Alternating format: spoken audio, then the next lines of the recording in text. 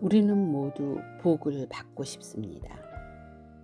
건강하기를 원하고 평안하기를 원하고 경제적으로도 좀 넉넉했으면 하고 사랑을 충분히 받으면서 살아가기를 원합니다. 그래서 우리는 복을 더 많이 가지는 것이라고 생각합니다. 돈이 더 있으면 복이고 문제가 빠르게 해결되면 복이고 사람들이 참 잘하십니다 라고 인정하면 복이라고 생각합니다. 그런데 예수님은 누가복음 6장에서 세상에 한 번도 말한 적이 없는 말씀을 하십니다. 가난한 자는 복이 있다. 줄인 자는 복이 있다. 우는 자는 복이 있다. 우리는 멈춰섭니다. 그리고 질문합니다. 예수님, 정말 그게 복입니까? 여기에서 예수님은 가난을 칭찬하는 것도 눈물을 칭찬하는 것도 아닙니다.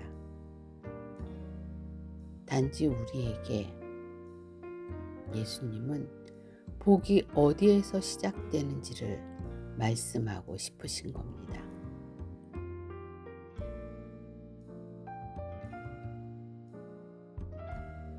예수님은 부자가 되면 복이라고 말씀하지 않으셨습니다. 문제가 사라지면 복이라고도 말씀하지 않으셨습니다. 오히려 하나님을 찾는 사람, 하나님을 기다리는 사람, 하나님을 의지하는 사람에게 이미 하나님의 나라가 시작되었다라고 말씀하십니다. 누가복음 6장은 이미 복 안으로 초대받은 사람이 어떻게 살아가는지를 보여주고 있는 장면입니다. 그리고 그 삶은 세상의 방식과는 반대입니다. 원수를 사랑하라. 너를 미워하는 자를 선대하라. 비판하지 말라. 좋은 나무는 좋은 열매를 맺는다. 이 말들은 서로 다른 말처럼 보이지만 동일하게 한 가지 선언에서 시작됩니다. 당신은 이미 복을 받은 사람입니다.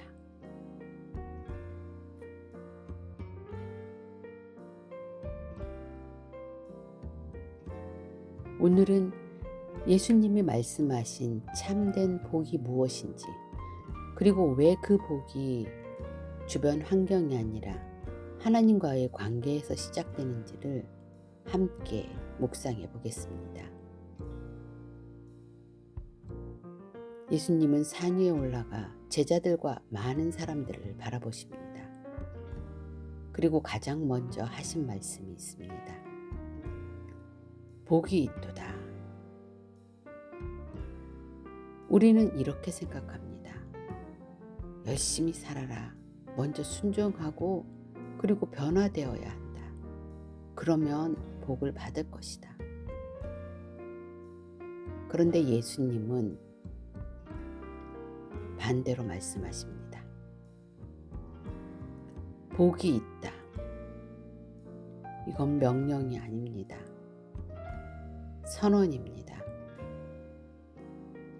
마치 부모가 아이에게 너는 내 아들이다 라고 말하는 것처럼 예수님은 먼저 하나님의 나라를 선언하십니다. 그리고 여기서 더 놀라울 것은 복을 선언하신 대상입니다. 부자가 아닙니다. 강한 사람이 아닙니다. 성공한 사람이 아닙니다. 예수님은 말씀하십니다. 가난한 자는 복이 있다. 줄인 자는 복이 있다. 우는 자는 복이 있다.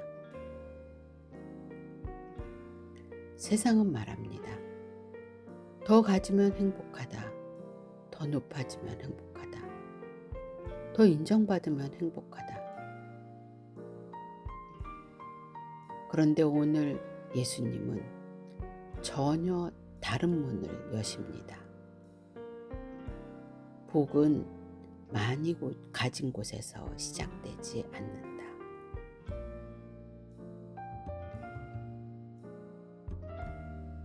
배고픈 사람은 먹을 것을 찾습니다. 목마른 사람은 물을 찾습니다. 길을 잃은 사람은 길을 찾습니다.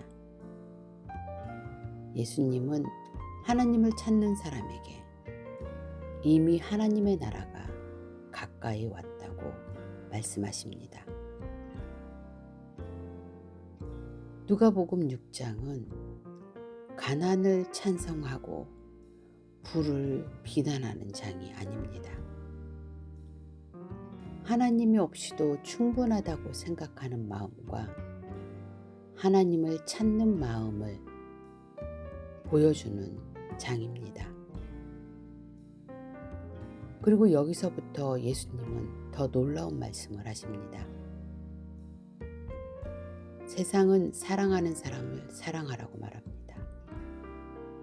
예수님은 원수를 사랑하라고 말씀하십니다. 왜 예수님은 이렇게까지 말씀하셨을까요?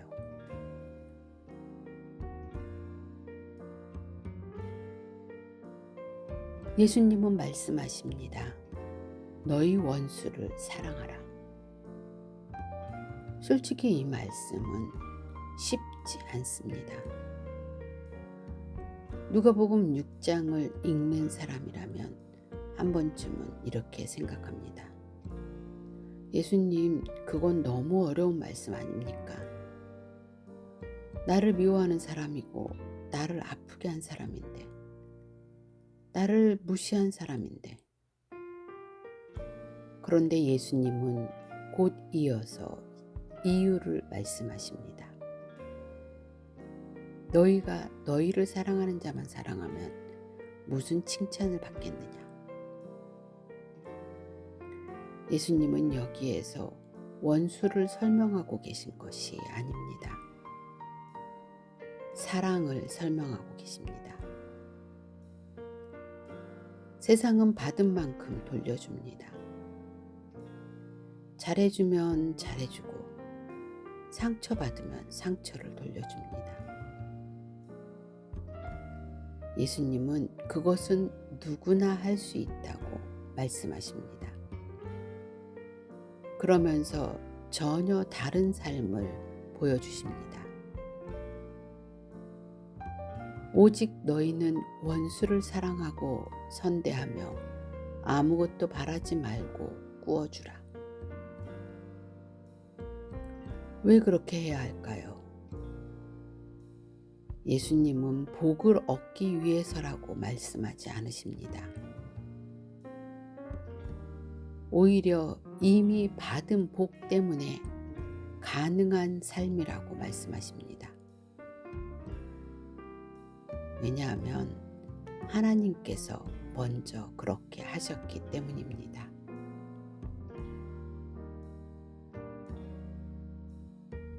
우리가 완전해서 사랑하신 것이 아닙니다. 우리가 자격이 있어서 사랑하신 것도 아닙니다. 하나님은 그저 먼저 사랑하셨습니다. 그래서 예수님은 원수를 사랑하라는 새로운 규칙을 주시는 것이 아니라 하나님께 받은 사랑이 삶으로 흘러가는 모습을 보여주십니다. 그리고 이어서 예수님은 또 놀라운 말씀을 하십니다. 비판하지 말라, 정죄하지 말라, 용서하라, 주라. 그러면 너희에게도 줄 것이니. 이 말씀도 교훈 훈계처럼 들립니다. 하지만 예수님은 계속 같은 이야기를 하고 계십니다. 복받은 사람은 세상이 살아가는 방식으로 살지 않는다는 것입니다. 계산하기보다는 은혜로, 복수보다 용서로, 정죄하는 것보다 긍휼로 살아간다는 것입니다. 왜냐하면 그 사람은 이미 하나님의 긍휼을 경험했기 때문입니다.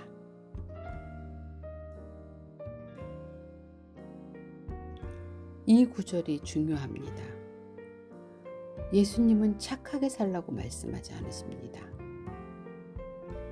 우리에게 먼저 하나님 아버지를 보여주십니다. 그리고 말씀하십니다. 하나님이 너희를 대하신 것처럼 너희도 살아가라. 그래서 누가복음 6장의 핵심은 억지로 착한 사람이 되려는 것이 아닙니다.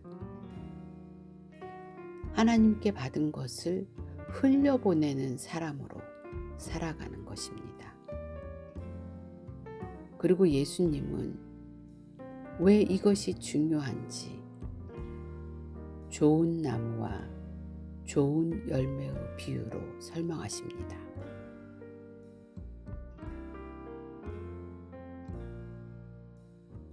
예수님은 말씀하십니다. 좋은 나무는 나쁜 열매를 맺을 수 없고 나쁜 나무는 좋은 열매를 맺을 수 없다. 우리는 이 말씀을 읽으면 곧바로 결심합니다. 좋은 열매를 맺어야겠다. 더 착하게 살아야겠다. 더 많이 사랑해야겠다. 그런데 예수님은 열매를 이야기하시면서 계속 나무를 말씀하십니다. 왜 그러실까요? 사과나무는 회의를 하지 않습니다. 오늘은 사과를 맺을까? 내일은 포도를 맺을까? 고민하지 않습니다. 그냥 사과나무이기 때문에 사과 열매를 맺습니다. 무화과 나무도 마찬가지입니다. 열매 맺을 계절이 되면 자기 안에 있는 것을 자연스럽게 내어놓습니다. 예수님은 사람도 바로 그렇다고 말씀하십니다.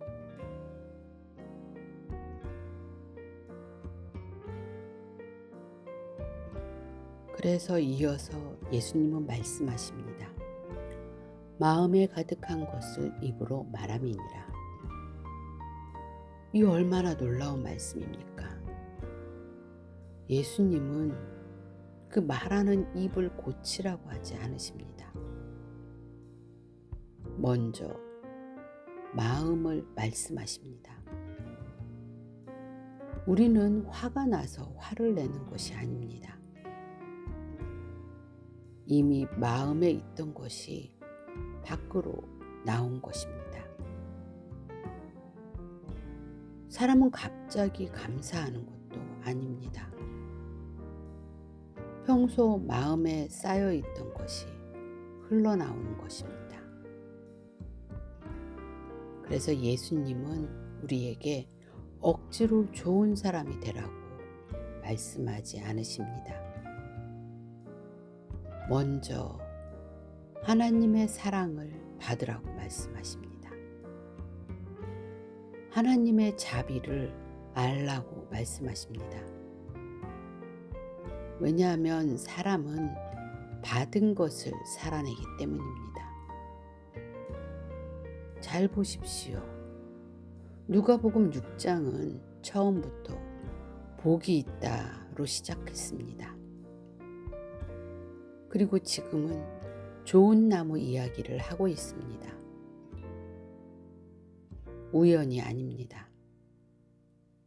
예수님은 먼저 복을 선언하시고 그 복이 삶이라는 열매로 나타나는 것을 보여주고 계십니다.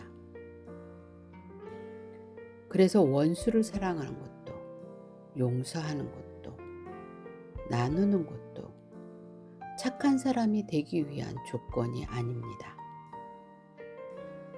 이미 하나님의 은혜를 받은 사람이 자연스럽게 맺는 열매입니다.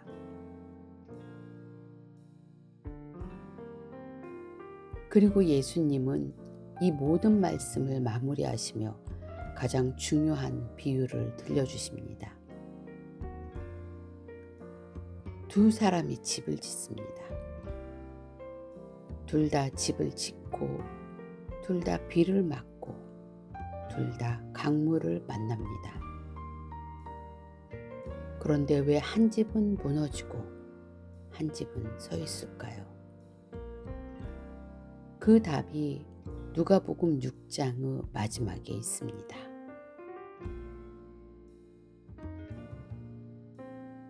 예수님은 이제 마지막 이야기를 들려주십니다.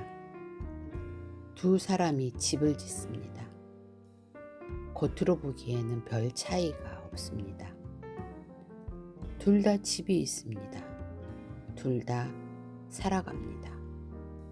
그리고 어느 날 비가 내립니다. 강물이 불어납니다. 집을 향해 물이 밀려옵니다. 많은 사람들은 여기서 폭풍을 봅니다. 하지만 예수님은 폭풍을 설명하려는 것이 아닙니다. 왜냐하면 반석 위의 집도 같은 비를 맞기 때문입니다. 같은 강물을 만납니다. 같은 바람을 만납니다. 예수님은 신앙이 있으면 폭풍이 없다고 말씀하지 않으셨습니다. 오히려 폭풍은 누구에게나 온다고 말씀하셨습니다. 그렇다면 차이는 무엇일까요? 집의 크기일까요? 재산일까요? 능력일까요? 아닙니다. 예수님은 오직 한 가지만 말씀하십니다.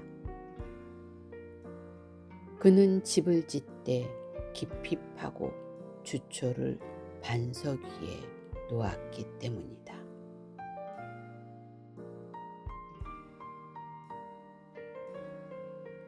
여기서 중요한 단어가 있습니다. 깊이 파고. 깊이 판다는 것은 빨리 짓는 것과 반대입니다. 겉을 꾸미는 것과도 반대입니다. 이건 보이지 않는 곳에 시간을 쓰는 것입니다. 그래서 예수님은 평생의 기초를 말씀하십니다. 우리는 눈에 보이는 열매를 부러워합니다. 예수님은 눈에 보이지 않는 기초를 보십니다. 우리는 큰 집을 보고 감탄합니다. 예수님은 무엇 위에 세워졌는지를 보십니다. 그리고 바로 앞에서 이렇게 말씀하셨습니다. 왜 나를 주여 주여 하면서 내가 말하는 것은 행하지 아니하느냐? 바로 이 말씀이 반석 위의 집 이야기의 열쇠입니다. 예수님은 주여라는 말을 듣고 싶은 것이 아닙니다. 예수님은 그 말씀이 삶이 되기를 원하십니다.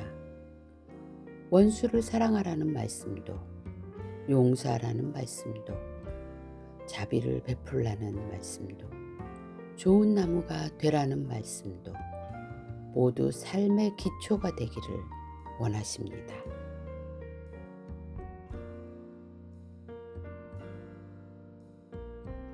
생각해보면 누가복음 6장은 처음에 복이 있다로 시작했습니다. 그리고 마지막에는 반석 위에 집을 지으라로 끝납니다. 복은 더 많이 가지는 것이 아니라 무너지지 않을 삶을 선물로 받는 것입니다. 그래서 예수님은 우리에게 험한 폭풍 속에서도 서 있을 수 있는 인생을 약속하셨습니다. 그리고 오늘 누가복음 6장은 우리에게 묻습니다. 나는 지금 무엇 위에 내 삶을 세우고 있는가?